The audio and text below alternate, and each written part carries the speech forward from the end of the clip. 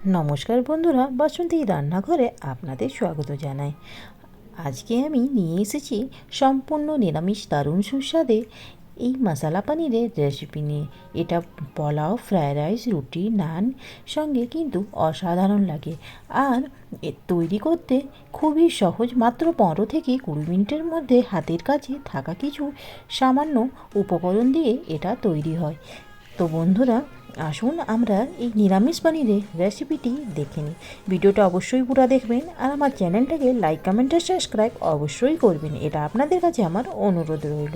তাহলে আসুন বন্ধুরা, আমরা রেসিপিটা দেখে নিই। পনিরের জন্য এখানে আমি নিয়েছি পোস্ত, কাজু, পনির, 3টি টমেটো নিয়েছি আর নিয়েছি একটি ক্যাপসিকাম। সব থেকে প্রথমে আমি পনিরটাকে কেটে নেব। পনিরটার পিস আমি আপনারা ছোটো বড়ো যে সাইজেই করতে পারেন। আমি এইভাবে পনিরটা কেটে নিয়েছি সবগুলো পনিরকে। আর বন্ধুরা, এখন আমি টমেটোগুলো কেটে নেব। 3টি টমেটোকে আমি এইভাবে কেটে নিয়েছি। টমেটোগুলো কেটে নেব মশলার জন্য। তো বন্ধুরা, সব থেকে প্রথমে আমি মশলার জন্য আদা কুচি নিয়ে নিয়েছি, টমেটো নিয়ে নিয়েছি। এর মধ্যে আমি দিয়ে দেবো পোস্তটাকে 2 চামচ পোস্ত নিয়ে নিয়েছি, পোস্তটাকে ধুয়ে নিয়েছি। আর এখানে আমি নিয়ে নেব কাজু, 15 থেকে 20টি আমি কাজু নিয়েছি। আর এর মধ্যে দিয়ে দেবো 4 থেকে 5টি কাঁচা লঙ্কা। আপনারা চাইলে লঙ্কা কম বেশি করতেই পারেন। এটি একটি পেস্ট তৈরি করে নেব। আর এইখানে আমি নিয়ে নেব প্যানের মধ্যে দিয়ে দেবো জিরা, ধনে, গোলমরিচ আর দিয়ে দেবো 2টি শুকনো লঙ্কা। আর এখন আমি শুকনো খোলার মধ্যে এগুলোকে নেড়ে নেব। যখন এটা একটু গরম হয়ে আসবে তখন দরদরা বেটে নেব। তো বন্ধুরা, জিরেগুলো আমার গরম হয়ে এসছে। এখন আমি এগুলো কেড়ে নিয়েছি। প্যানের মধ্যে আমি দিয়ে দিলাম 2 চামচ সাদা তেল। আর সব থেকে প্রথমে আমি পনিরগুলোকে একদম লাল লাল করে ফ্রাই করে নেব। পনিরগুলোকে দিয়ে দিয়েছি।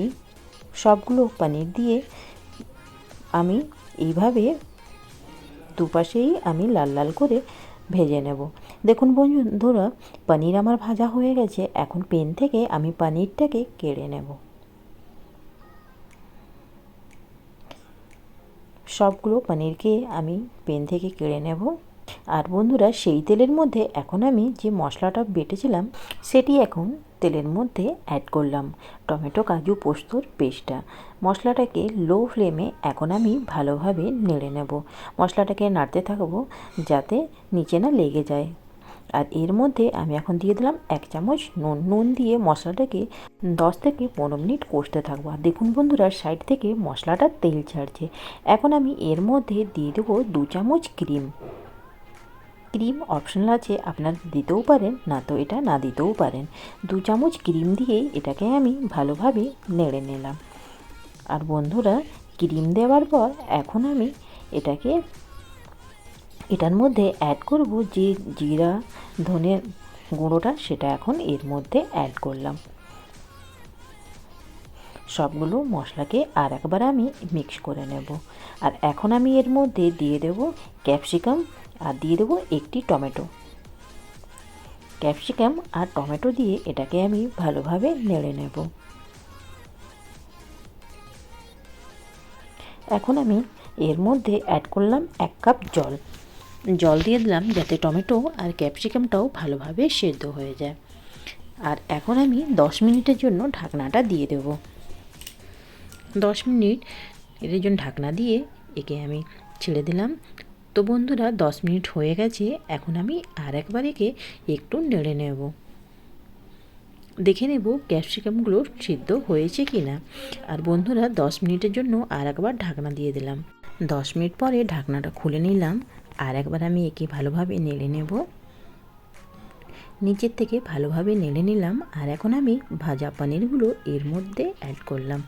পনিরগুলো দিয়ে ভালোভাবে আর একবার আমি একে মিক্স করে নেব যাতে পনিরগুলোর মধ্যে মশলা ভালোভাবে যেতে পারে।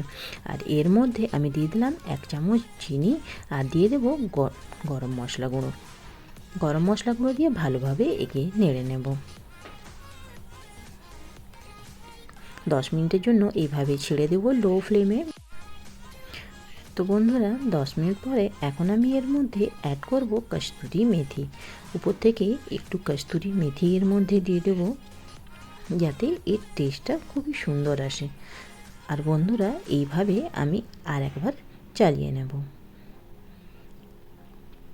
কস্তুরি মেথি দিয়ে 5 মিনিটের জন্য একে এইভাবেই ছেড়ে দেব। আর বন্ধুরা এইভাবে আমার মশালা পনির তৈরি হয়ে গেছে। এখন আমি এই মশালা পনিরের উপরে আর একবার দিয়ে দেবো 2 চামচের মতো ক্রিম দিয়ে একে এইভাবেই ছেড়ে দিলাম। গ্যাসের ফ্লেমটাকে আমি বন্ধ করে দিলাম। তো বন্ধুরা এখন আমি এই মশালা পনিরটাকে সার্ভ করব। তো বন্ধুরা এইভাবে আমার মশলা পনির তৈরি হয়ে গেছে। আপনারা এই রেসিপিটা অবশ্যই ট্রাই করুন। রুটি, পরোটা, নান, লুচি যে কোনো পদের সঙ্গে এটা পরিবেশন করতে পারেন। খুবই টেস্টি এই রেসিপিটা।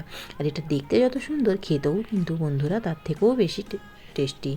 তো বন্ধুরা এই রেসিপিটা আপনারা অবশ্যই ট্রাই করে আমায় কমেন্ট করে বলুন আপনাদের কেমন লাগলো।